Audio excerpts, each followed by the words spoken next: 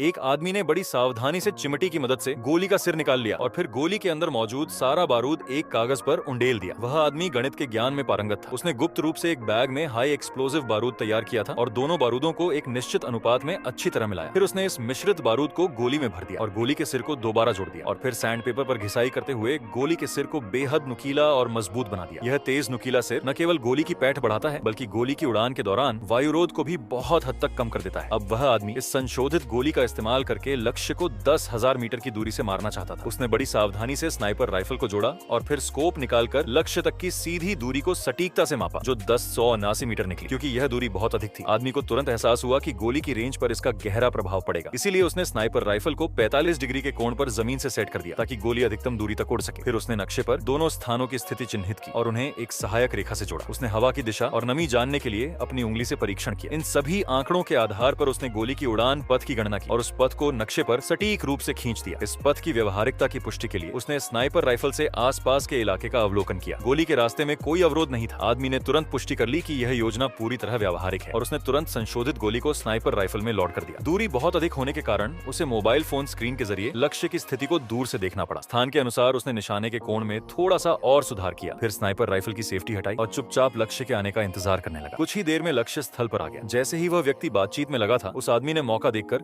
Trigger दबा दिया। देखा गया कि गोली हवा में तेजी से उड़ती हुई लक्ष्य की ओर बढ़ी और उसकी वास्तविक उड़ान पथ पहले से गणना किए गए पथ से पूरी तरह मेल खाती थी। अब आदमी बस मोबाइल स्क्रीन पर निगाहें टिकाए अंतिम परिणाम का इंतजार कर रहा था और परिणाम बिल्कुल उम्मीद के मुताबिक था। गोली सटीक निशाने पर लगी और लक्ष्य तुरंत जमीन पर गिर पड़ा, मगर हत्यारे के चेहरे पर कोई भाव नहीं था। ऐसा लग रहा था मानो ये सब उसके नियंत्रण में था। पहचान छिपाने के लिए उसने तुरंत बंदूक और जमीन पर गिरे कारतूस को उठाया और सफलतापूर्वक वहां से निकल गया।